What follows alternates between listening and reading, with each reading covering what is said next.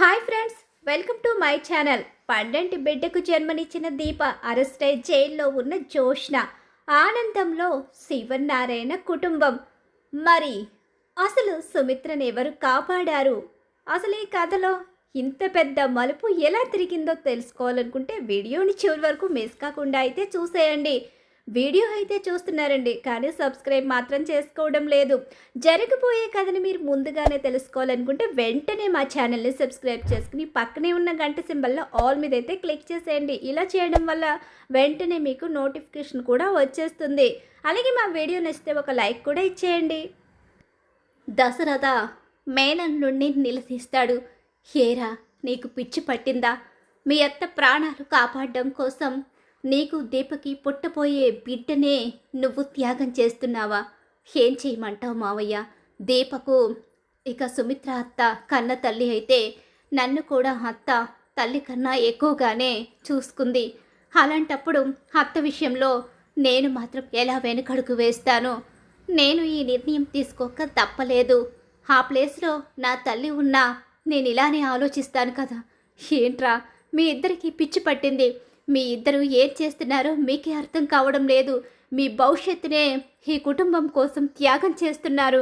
నాకు ఇది అస్సలు ఇష్టం లేదు అనుకుంటూ దశరథ ఎంతగానో బాధపడతాడు.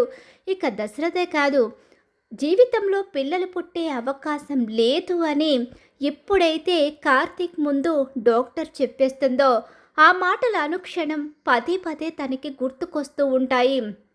ఒక పక్క మేనత్తని కాపాడాలి అనే ఆలోచన ఉన్నా కూడా జీవితంలో ఇక దీపకు పిల్లలు పుట్టే అవకాశం లేదు అంటే ఇంకా తన తల్లికి ఎలా సమాధానం చెప్పుకోగలడు? పైగా తనకంటూ పుట్టిన ఒక బిడ్డ ఉండాలి అని చెప్పి తన తల్లి కోరుకుంటుంది. అలాంటప్పుడు కార్తీక్ తల్లి ముందు దోషిగా నిలబడ్డం తప్ప మరొక ప్రయోజనం లేదు. వదిన కోసం పుట్టబోయే మనవరాల్ని వదులుకుంటుందా, లేకపోతే వదిన్నే వదులుకుంటుందా? కానీ నిజం తెలిసిన తర్వాత కానీ అమ్మ రియాక్షన్ ఎలా ఉంటుందో తెలియదు. నిజాన్ని చెప్పి అమ్మని ఫేస్ చేసే ధైర్యం కూడా నాకు లేదు. ఈ సమస్యలన్నిటికీ పరిష్కారం ఎక్కడుంది భగవంతుడా అంటూ ఆ భగవంతుడిని తలుచుకుంటూ బాధపడుతూ ఉంటాడు. ఏంటి బావా బాధపడుతున్నావు? బాధ కాకుండా ఇంకేం మిగిలింది దీప? కడుపులో బిడ్డని పోగొట్టుకుంటున్నాము అంటే మరో బిడ్డకి జన్మనివ్వగల శక్తి ఉంది కదా అనుకున్నాను. కానీ జీవితంలో బిడ్డలు పుట్టరు అంటే అసలు దీన్ని ఫేస్ చేయడం నా వల్ల కావడం లేదు. అలాగని నేను తీసుకున్న నిర్ణయాన్ని వెనక్కి తీసుకోలేను అంటూ కార్తీక్ ఎంతగానో తల్లడిల్లిపోతాడు. నన్ను క్షమించు బావా, ఇదంతా నా కారణంగా జరిగింది, కానీ నేనేమీ చెయ్యలేను అని చెప్పి దీప చెప్పేస్తుంది. దీప స్ట్రాంగ్గా తన తల్లిని కాపాడుకోవాలనే అనుకుంటుంది, కానీ ఇక కడుపులో బిడ్డ గురించి అయితే పెద్దగా పట్టించుకోదు. కానీ కార్తీక్ అన్ని విధాలుగా నలిగిపోతూ మనస్తాపానికి గురవుతాడు, ఎంతగానో బాధపడుతూ ఉంటాడు. ఇలా జరుగుతూ ఉన్న సమయంలోనే అనుకోకుండా ఒకరోజు తన స్నేహితుడు కాల్ చేస్తాడు. అలా కాల్ చేసేసరికి ఇక ఏంట్రా కార్తీక్, ఏం చేస్తున్నావు? ఈ మధ్యకాలంలో అసలు ఫోన్ కూడా చేయడం లేదు, ఏమైంది? అంత బిజీగా ఉన్నావా అని తన స్నేహితుడు అడుగుతూ ఉంటాడు. ఏం లేదు లేరా, ఇప్పుడు మాట్లాడే అంత మూడ్ లేదు. అదేంట్రా, ఎప్పుడు ఉత్సాహంగా మాట్లాడే నువ్వు నాతో మాట్లాడనని అంటున్నావేంటి? ఏదైనా సమస్య? అదేమీ లేదు లేరా. ఉంటాను. లేదు, నువ్వు దేని గురించో బాధపడుతున్నావు. నువ్వు నాకు నీకున్న సమస్య ఏంటో చెప్పరా. ఒకవేళ నాకు చేతనైతే ఏదైనా సహాయం చేస్తాను. ఇది ఆ భగవంతుడే దిగి వచ్చిన సాయం చెయ్యలేని సమస్యరా. సాయం చెయ్యలేని సమస్య, తీరని సమస్య అంటూ ఏమీ ఉండదు. పరిష్కారం దొరకంది ఎప్పుడు మన జీవితాల్లో జరగదు. తప్పకుండా ఆ భగవంతుడు ఏదో రూపంలో పరిష్కారాన్ని చూపిస్తాడు. నువ్వు అసలు ముందు సమస్య ఏంటో చెప్పరా అని చెప్పి తన స్నేహితుడు అడుగుతూ ఉంటాడు. అలా అడిగేసరికి తన అత్తకి వచ్చిన బ్లడ్ క్యాన్సర్, అలాగే తన అత్త విషయంలో తన భార్య చేస్తున్న త్యాగం, బిడ్డని కోల్పోతున్న కార్తీక్ భవిష్యత్తు, ఇవన్నీ కూడా తన స్నేహితుడికి వివరిస్తాడు. అలా ఎప్పుడైతే అతనికి చెప్తాడో, ఏంట్రా ఇంత పెద్ద సందిగ్ధంలో ఉన్నావేంట్రా? భగవంతుడు ఒక్కసారే నీకు ఇంత పెద్ద శిక్షని వేశాడేంట్రా అని చెప్పేసి అనుకుంటూ ఉండగానే, చూసావా నువ్వు కూడా ఏమీ చేయలేక జాలి పడుతున్నావు. నేను చెప్పాను కదా, నా సమస్యకు పరిష్కారం లేదని ఇక ఆలోచించి కూడా ప్రయోజనం లేదు. నాకు జీవితమంతా బాధ తప్ప ఇంకేమీ లేదు అని చెప్పేసి అంటూ ఉండగానే ఈలోగా తన స్నేహితుడు ఆలోచించుకుంటూ ఉంటాడు. ఏరా మౌనంగా ఉన్నావేంటి? నాకేం సమాధానం ఇవ్వలేక మౌనంగా ఉండిపోయావా? అయ్యో కార్తీకు, అది కాదు. నాకు తెలిసిన ఒక లేడీకి ఇదే సమస్య వచ్చింది. కానీ ఒక అతను, ఆయన చాలా పెద్ద డాక్టర్. నువ్వు చూపించిన ఆవిడ పెద్ద డాక్టరే. కాకపోతే ఆయన ఇక క్యాన్సర్ స్పెషలిస్టు. అలాగే అతను ఎంతోమంది క్యాన్సర్ పేషెంట్స్కి నయం చేశాడు. పైగా బోన్ మ్యారో ట్రీట్మెంటు ఇక రక్త సంబంధికులే కాకుండా ఎవరైనా మ్యాచ్ అయిన వాళ్ళు కూడా బోన్ మ్యారో ఇవ్వొచ్చని ఆయన అప్పుడు అనడం నేను విన్నాను. అది ఎంతవరకు కరెక్టు అన్నది నేను అప్పుడు పెద్దగా పట్టించుకోలేదు. ఒక్కసారి ఆయన్ని కాంటాక్ట్ అవుతాను, అప్పుడు నీకు సమస్యకి ఏదైనా పరిష్కారం దొరుకుతుందేమో ఆలోచిస్తాను అంటే, ఏంట్రా దేవుడు పరిష్కారం చూపిస్తాడంటే నువ్వే దేవుళ్ళ పరిష్కారం చూపించేలా ఉన్నావేంటి? కంగారు పడకరా, నేను ఎంతవరకు హెల్ప్ చేయగలనన్నది నీకు ఇప్పుడే నేను మాట ఇవ్వలేను. కానీ వెంటనే నేను కాల్ చేసి వివరాలైతే తెలుసుకుంటానని చెప్పేసి కార్తీక్ ఇక ఫోన్ పెట్టేసి డాక్టర్కి కాల్ చేస్తాడు. అలా కాల్ చేసేసరికి ఆ డాక్టర్ అయితే ఆ సమస్యకు మరో పరిష్కారం ఉందని, అలాగే తనకి తోడపుట్టిన వాళ్ళు, ఇక కన్న బిడ్డలు, అలాగే తనకి జన్మనిచ్చిన వాళ్ళు ఎవ్వరూ లేకపోయినా తనకంటూ బ్లడ్ రిలేషను ఎవరో ఒకరిలో కలుస్తుంది.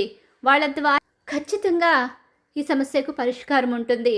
అలా నేను ఒక లేడీకి ట్రీట్మెంట్ చేశాను అని చెప్పడం జరుగుతుంది. సరే, నేను ట్రై చేస్తాను, మీరు ట్రై చేయండి, అక్కడ వాళ్ళని కూడా ట్రై చేయమనండి, నాకు బ్లడ్ శాంపిల్స్ ఇవన్నీ కూడా పంపించమనండి అనేసరికి వెంటనే కార్తీక్కి కాస్త హోప్ అయితే వస్తుంది. ఇలా ట్రై చేయడం మొదలు పెడతారు. ఊహించని విధంగా ఆ డాక్టర్కి ఒక పేషెంట్ దొరకడం జరుగుతుంది.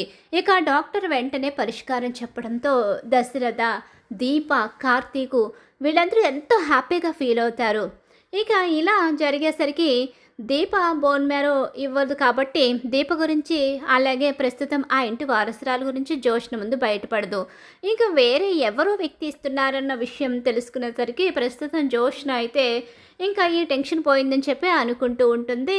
అలాగే సుమిత్ర ఆరోగ్యం బాగుపడుతుంది. సుమిత్రకు బోన్ మ్యారో జరిగిపోతుంది. క్యాన్సర్ నుంచి సుమిత్ర బయటపడిపోతుంది.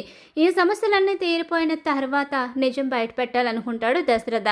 కానీ నిజం బయటపెట్టే లోపలనే ఊహించని సంఘటనలు ఎదురవుతూ ఉంటాయి. ఇప్పుడప్పుడే ఆవిడికి ఒత్తిడి కలగకూడదని చెప్పేసి ఇక అక్కడ డాక్టర్ అయితే చెప్పడంతో ప్రస్తుతం ఉన్న సిచ్యువేషన్లో నిజం బయటపెట్టకుండా వాళ్ళ ఆగడాలను అలా భరిస్తూ ఉంటాడు.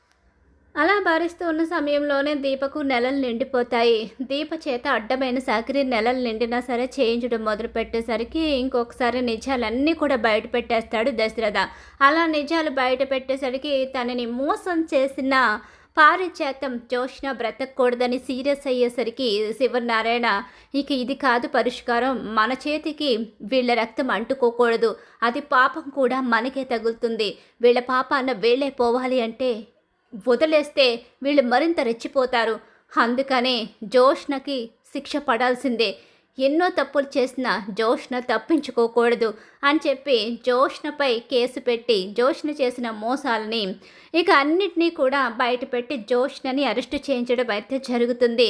జోష్నకి పెద్ద షాక్ ఎదురవుతుంది. కానీ పారిజాతం దాసు మొహం, అలాగే పారిజాతం వయసును బట్టి పారిజాతాన్ని మాత్రం వదిలేస్తారు. పారిజాతం ఇక శివనారాయణ కాళ్ళ మీద పడి, నేను చేసింది ఎవ్వరూ ఊహించని తప్పు, క్షమించరాని నేరం కాబట్టి జీవితమంతా మీ కాళ్ళ దగ్గర, మీ మనవరాలు దీప కాళ్ళ దగ్గర బ్రతుకుతాను, ఇంకే తప్పు చెయ్యను, నేను ఇంక ఈ వయసులో ఇంతకు మించి ఏం చేయలేను, నన్ను వదిలేయండి అంటూ శివనారాయణ కాళ్ళ మీద పడి బ్రతిమలాడుకుంటుంది. ఇక అక్కడ పారిజాతమైతే జోష్న అరెస్ట్ అవుతుంది. ఇక్కడ చూస్తే నెలలు నిండిన దీప 12 బిడ్డకు జన్మనిస్తుంది. ఇక సుమిత్ర తన కూతుర్ని చూసుకుంటూ ఎంతో సంతోషపడిపోతుంది. శివనారాయణ కూడా దీపే తన మనవరాలను తెలుసుకునేసరికి చాలా హ్యాపీగా ఫీల్ అవుతాడు. అలా దీపకు బిడ్డ పుట్టడం, అలాగే సుమిత్రకి క్యాన్సర్ నుంచి విముక్తి దొరకడం జరగడంతో ఇదంతా కూడా తన స్నేహితుడు ఫోన్ చేయడం, అలాగే డాక్టర్ వచ్చి ట్రీట్మెంట్ చేయడం, ఇక అంతా కూడా ఆ డాక్టర్ చేతుల మీదే జరిగింది. కాబట్టి డాక్టర్కి థ్యాంక్స్ చెప్తూ నిజంగా ఇలాంటి జీవితం వస్తుంది అనుకోలేదు, దీప కడుపులో బిడ్డని కోల్పోవాలి, ఇంకెప్పటికీ మాకు పిల్లలు ఉండరు అనుకున్నాను. కానీ మీరొచ్చి చాలా గొప్పగా సహాయం చేశారు. మీరు అలాగే డాక్టర్ హారిక గారు ఇక ఇదంతా చేసినందువల్లే ఈరోజు నా మేనత్త, అలాగే నా భార్య, అలాగే మా బిడ్డ ముగ్గురు కూడా క్షేమంగా మా కళ్ళ ముందు ఉన్నారు. అన్ని నిజాలు బయటపడడంతో మా కుటుంబం ఎంతో సంతోషంగా ఉంది. దీనికి కారణం మీరే అంటూ వాళ్ళకి థ్యాంక్స్ చెప్తూ ఉంటాడు ఇక కార్తీక్ అయితే. అలా ఊహించని మలుపులైతే తిరిగి గొప్ప ట్విస్ట్ రాబోతుంది. అందరికీ నచ్చిన విధంగా కార్తీక దీపం ట్విస్ట్ అయితే ఉండబోతుంది. మరి ఖచ్చితంగా రాబోయే కథలో ఇలానే జరిగిపోతుంది. ఇలా జరగాలని మీరు కూడా కోరుకుంటున్నారా? అయితే వీడియోని తప్పకుండా లైక్ చేసి కార్తీక దీపం సీరియల్ అప్కమింగ్ ఎపిసోడ్స్ టీవీలో కన్నా ముందుగా చూడాలనుకుంటే మా ఛానల్ ఇప్పుడే సబ్స్క్రైబ్ చేసుకుని పక్కనే ఉన్న గంట సింబల్లో ఆల్ మీద క్లిక్ చేయండి.